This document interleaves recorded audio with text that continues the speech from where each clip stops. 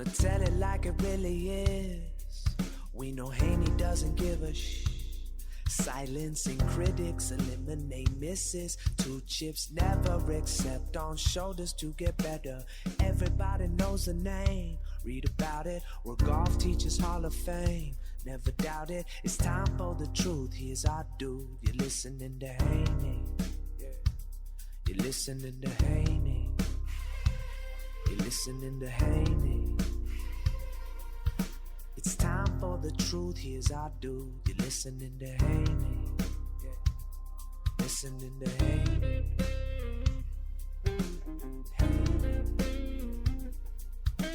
All right, welcome to the Hank Haney Podcast, brought to you by Haney University. That is my website. That's where you go to check out all the information about getting a golf lesson from me here at my studio in Paradise Valley, Arizona.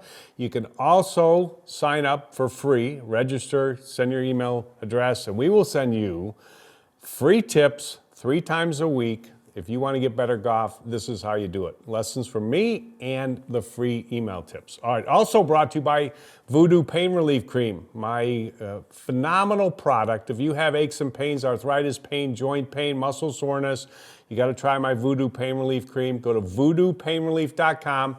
Free, F-R-E-E. 2-week supply. All you got to do is go in there and sign up. And you know why it's free?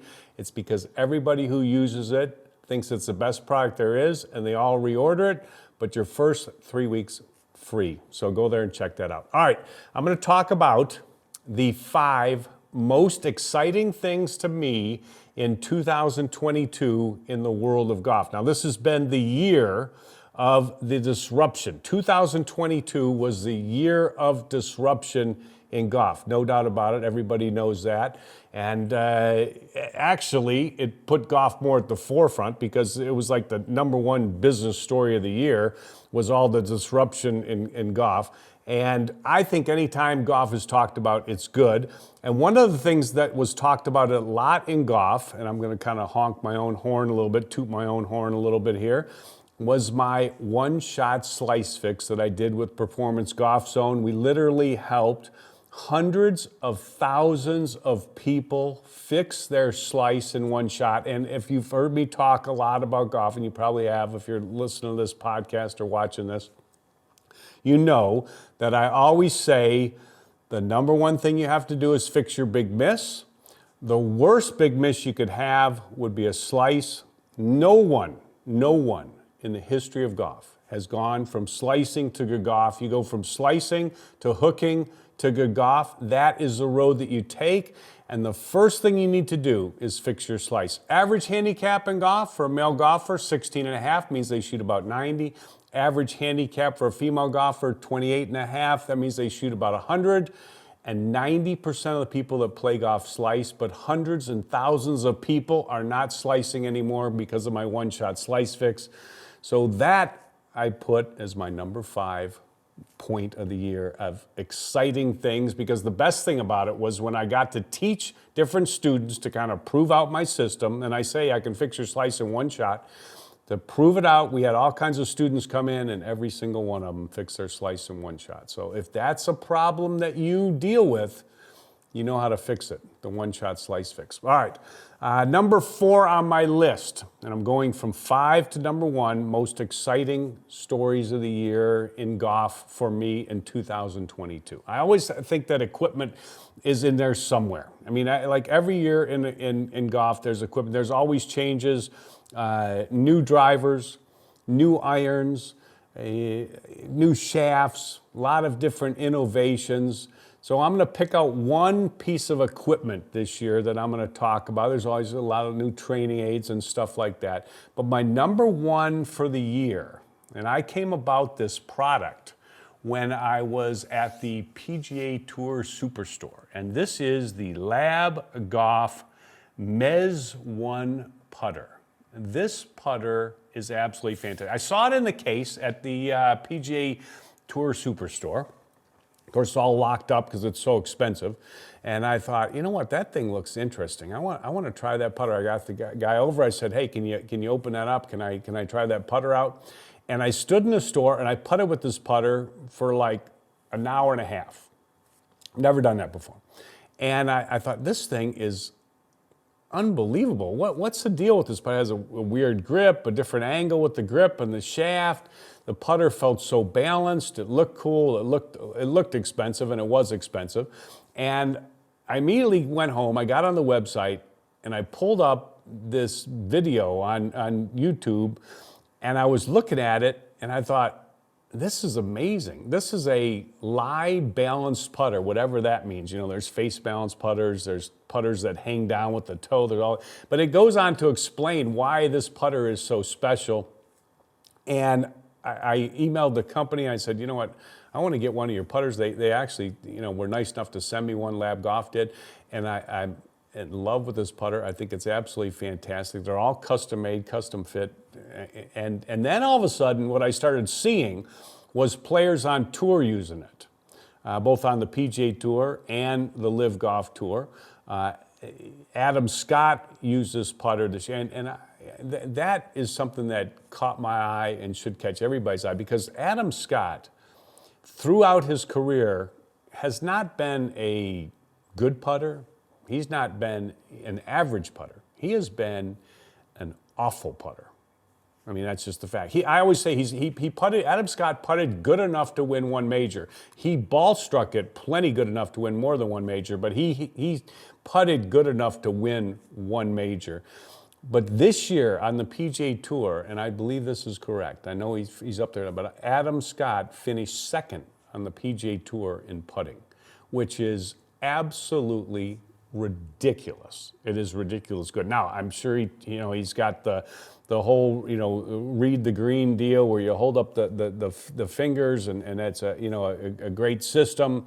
And he's got a lot of practice put underneath his belt. I understand, but I got to give some credit to LIV Golf. So that was my number 4, my 5 exciting things of the year, one piece of equipment. Okay, number 3. Now, usually this would be number 1, but this was a different year in golf. There was a lot of disruption in golf, a lot of disruption. So I would have to say that number 3 for me this year was the majors. Now, I have been on record as saying that what you have is 4 real golf tournaments. 4 real golf tournaments, okay? That's all you got. I mean, people were talking about how, the LIV Golf, it's exhibitions. Well, they're all exhibitions. I mean, I can't remember who won any of these tournaments. To me, they're all the same. And I'm talking about this year, and I follow golf all the time. I think about golf all the time. I watch golf all the time. Everything that's on golf, I follow. On the internet, on TV, on online. I mean, I'm always watching golf. I couldn't tell you who won these golf tournaments. To me, they're all the same, to be honest with you. They're exhibitions. I like watching golf. And it's kind of like I'm a pickleball player. I've talked about that. And I watch pickleball on YouTube and online. And it doesn't even matter what the tournament is. It doesn't matter when it's being played. It doesn't matter when it was played. I just like watching good players play and learn something and watch. It's the kind of same thing with golf. Whether somebody won the Byron Nelson or won the Charles Schwab or won the this or won the that, I don't know, it doesn't really matter. They're all the same, except for the 4 majors. Those are the ones that matter. And number 1 on the list is always going to be the Masters. It just is. I mean, it's the same golf course every year. It's the best course. It's always exciting because you can shoot 5 under on the back 9, or you can shoot 5 over on the back 9, and you're going to have a good leaderboard. It's not a big field, by the way, and you're going to have a lot of drama on the back 9 at Augusta, and of course this year was no different. Scotty Scheffler won, and that was cool. He's obviously a great guy, popular win, and his first major, and I'm sure it won't be his last. The Masters is always number 1. Number 2 on my list this year, I'm going to have to put up there. I'm probably going to put the PGA because it was a playoff. Normally I would put the Open Championship, but I'll put the PGA kind of, we can put a tie in there for a second. But Justin Thomas, I'm a fan of Justin Thomas. He won in a playoff, and his second major. He's a worthy champion. He's a great player. He putted a little bit better this year. Like to see Justin Thomas winning. Next on my list, I would put Cameron Smith winning the Open Championship. I love Cameron Smith. Incredible shot he hit on the 17th hole, the road hole at St. Andrews, hitting that shot with a putter from off the green, which is a phenomenal play. I love putting from off the green. Putt whenever you can. Simple tip for everybody who plays the game. Doesn't matter where you are. If you can putt 5 yards, 10 yards, I don't care. Off the green, putt. Your worst putt will always be better than your worst chip. Putt whenever you can. Cameron Smith hit that phenomenal shot. He's got the mullet. He's got the good personality. I mean, he's a fun guy, likable guy. Hard not to like Cameron Smith. Huge win for Australia, which is an incredible golfing, country. And Cameron Smith, one of the real bright spots in golf. Really cool to see him win the Open Championship. And then the fourth major, the U.S. Open, Matthew Fitzpatrick, popular player, hadn't won before. Great test, great ball striking, played at the Country Club at Brookline, and hit a phenomenal, memorable shot. One of the most memorable shots all year in golf, for sure, was the U.S. Open, 72nd hole, hitting it out of that fairway bunker. You got to catch it just perfect, hits that ball up there, and ends up winning the U.S. Open. That was huge. So that list of majors makes up my number 3 on my top 5 most exciting things in 2022. Okay, number 2, usually number 2 is mixed in with every one of the 1 through 5 here, because it's Tiger Woods. Coming back and playing, and he obviously played very little. He played in the couple majors, and he made the cut, and those were incredible performances. And by the way, Tiger Woods, is the PGA Tour's PIP winner, whatever that means. It's just a way of giving Tiger money is pretty much what it is. But it's a popularity contest. He's the number 1 most Googled thing on golf by far. And it probably will be that way for the foreseeable future. So I had to put him high up on my list. But coming back, making the cuts at the Masters, at the PGA, phenomenal. And then at the end of the year, when he played in the match, and I love the match, by the way, because I love everything that promotes the game of golf. And I think all these things do promote the game of golf when they, get out there. And it doesn't have to be it can be an exhibition. I know that, people don't like to hear that, but it can be an exhibition. And the match was great.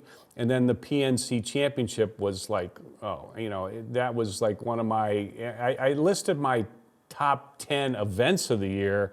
And after I got through the majors, my next top 5, then number 5 on my list was PNC Championship. I loved it. Loved the interviews, loved seeing Tiger play. His son was phenomenal. His son was phenomenal on the interviews. All of it was great. So I've got to put, Tiger Woods is number 2 on my list of top 5 most exciting things of 2022. And he was the number 1 most Googled thing in golf. So that would be number 2. Okay, number 1, it's pretty obvious. The biggest story, most exciting story in golf. Well, it wasn't exciting for players or people that are just diehard PGA and want to keep their monopoly. It wasn't exciting for them, but it was certainly the most talked about thing, the biggest number 1 business story of the year. It was absolutely fantastic to talk about if you're a podcaster, and if you're, in the golf media, you got to write. Most of the golf media stories that they wrote were all totally 100% biased. It was obvious that people had an agenda, and people would accuse all these people who tweeted out about LIV Golf as being bots, and they're just, putting out this propaganda.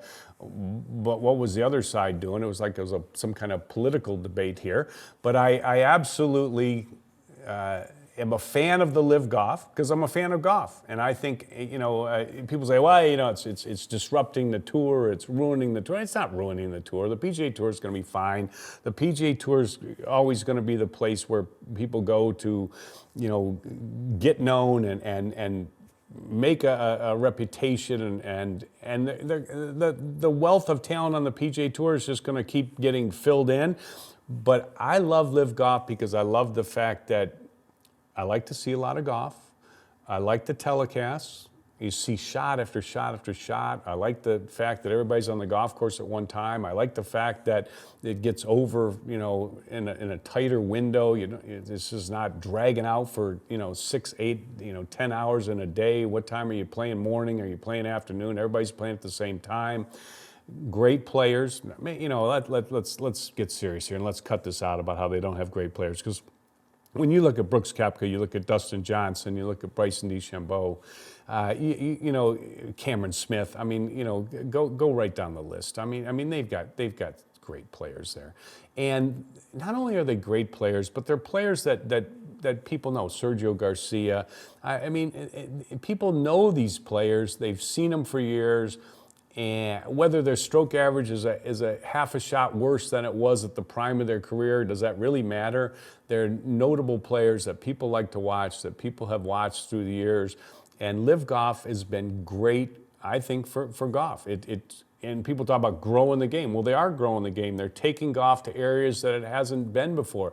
Big tournament in Thailand. They'll have, they've had a tournament in Boston, which didn't have a tournament this year. They had a tournament in New York, which is obviously an area that should have a golf tournament. They had a tournament in Chicago that doesn't have a tournament that should have a golf tournament. So you can't say, when people scoff at people saying, it's growing the game, they grow the game. That's what they do. And I think that for the players, LIV Golf was absolutely a windfall. I cannot believe that any player has said negative things about LIV Golf, because everybody who went to LIV Golf has benefited, and everybody who stayed on the PGA Tour has benefited.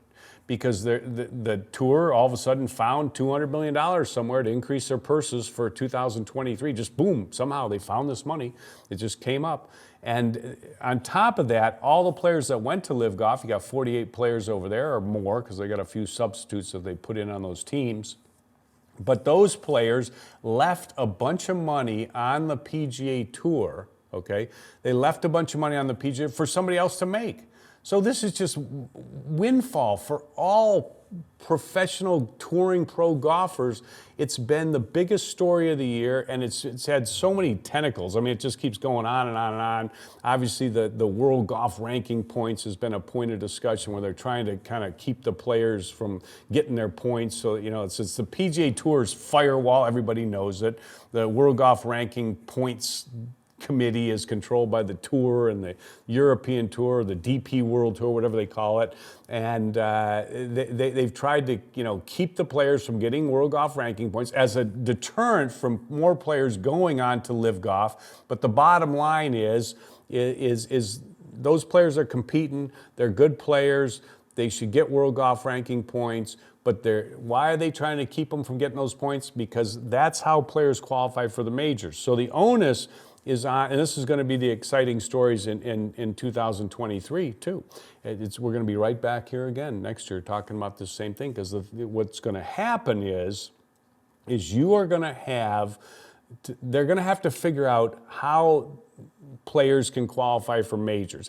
The onus is on the majors to have, they want to have the best field they can have. That's how they make more television revenue. That's how they make more money. That's how they have a better tournament. So they have no incentive to keep players out of their tournaments. None. They need to try and figure out how they can. So they're going to have a better way of qualifying, or another way of qualifying. Obviously, the U.S. Open and the Open Championship, you can qualify just for those tournaments. But they're gonna have to come up with a way to get players into their tournament, figure out how they're going to do it. And the World Golf Ranking system, if they're going to stay relevant, which I would think they would want to. I mean, official World Golf Ranking. What does that mean? Official World Golf Ranking, and Dustin Johnson and Brooks Koepka are not in the top 50. I mean, what that means is a World Golf Ranking is a joke. It's just they've made themselves totally irrelevant, and they think they're like, they think their stuff doesn't stink. I mean, give me a break, will you? I mean, they are so out to lunch, and they're going to have to adapt. People say, oh, it's up to LIV Golf to follow the rules. It's not up to LIV Golf to follow the rules. You call yourself official World Golf Rankings, then come up with a ranking system that reflects the best players in the world. Period. End of story. So those are my top 5 most exciting things in 2022. I had my one-shot slice fix. Equipment's always exciting. The LIV Golf's phenomenal putter, the Mez 1, all the majors, the Masters, Scotty Scheffler and the Masters, PGA Justin Thomas, Matthew Fitzpatrick at the U.S. Open, and then of course Cam Smith at the Open Championship, and then Tiger Woods. His big comeback, that was a big top story. But the LIV Golf, the #1 business story there, and that's the #1 story, and that was my #1 most exciting thing. So can't wait to see what's going to happen in 2023. So hopefully 2023 is going to be your best year ever in golf, because I know if you watch and listen to my podcast, you want to play better golf. So what I want to do is give you a little tip here, brought to you by a very important sponsor of the Hank Haney podcast. And what I want you to do is I want you to follow my tip, and you will play the best golf of your life. And my #1 favorite tip I give, I haven't given this tip in a long time, is take 100 practice swings a day. This is 100 practice swings a day, okay? You can use any club. I could use a driver, I could use a 7-iron, doesn't matter. You know what? I have a stick here with a sort of a grip on the end, and this could be my club, and I could swing this. Why 100 practice swings? Well, it's no magic number. I mean, you could do more, you could do less. I say 100 practice swings a day. People say, Hank, I mean, how can I do 100 practice swings? Okay, I timed it out. It's going to take you about 12 to 15 minutes maximum. That's all it takes, okay? Now, when you do your 100 practice swings, you can do some fast, you can do some slow, you can swing above the ground, you could swing down and hit the ground. You want to do every swing independent of the one before. So full swing, back and through, back and through. You don't want to do this. You don't want to swing back and do that. That doesn't count, okay? 100 independent practice swings a day. Now you can do sets of 10, do 10 sets of 10, do 4 sets of 25. You can do 100 in a row. Like I said, it's going to take you about 12 minutes of swinging. Okay, so this is not a huge commitment. And everybody needs exercise. This can be your little exercise for the day. You can do it in the gym. You can do it in your backyard. You can do it in your garage. You can do it in your house. Maybe choke down so you don't hit the chandelier, okay? And you take 100 practice swings a day. What does this do? 1, it helps your balance. So when you swing, you will be able to finish through and keep your balance. A lot of people have trouble with their balance. So when they come through, they fall off balance, and the next thing they do is they end up swinging and just making an attempt to not fall off balance, and they really don't make a full swing. So all the way back, all the way through. This will improve your balance. It will improve your speed of your swing. It'll improve the length of your swing because it'll stretch out, loosen out. It'll help your golf muscles get stronger. It will improve the repeatability of your swing, because when you make a golf swing, it doesn't have to be a perfect swing. Nobody's going to make a perfect swing, and that's one of the questions I get. People say, Hank, if I take 100 swings, what if my swing's not good? Well, nobody has a perfect swing. So using that logic, no one should ever take a practice swing, but that's not the case. You want a repeatable swing, one that repeats over and over and over again. And that is what you need to do, okay? Just take those 100 practice swings and improve your feel of your swing, your awareness of where the golf club is, and I'll promise you, what it does is it makes you eminently more coachable. So if I ever see you, and hopefully someday I will, where you come to my studio in Paradise Valley, Arizona, right here to have a lesson, you will be more coachable if you have taken those 100 practice swings a day. You can do some with the wood, some with the iron. You can alternate back and forth. One day woods, one day irons. Doesn't matter. 100 practice swings a day, and you will send me a message, either on Twitter or at my email or wherever you get a hold of me. You will send me a message, and you will say, Hank, I did your 100 practice swings a day, and I played the best golf of my life, because I get that message more than any other message. So 100 practice swings a day, that's your tip for the day. I appreciate everybody watching. I hope everyone has a fantastic 2023, and we'll see you soon.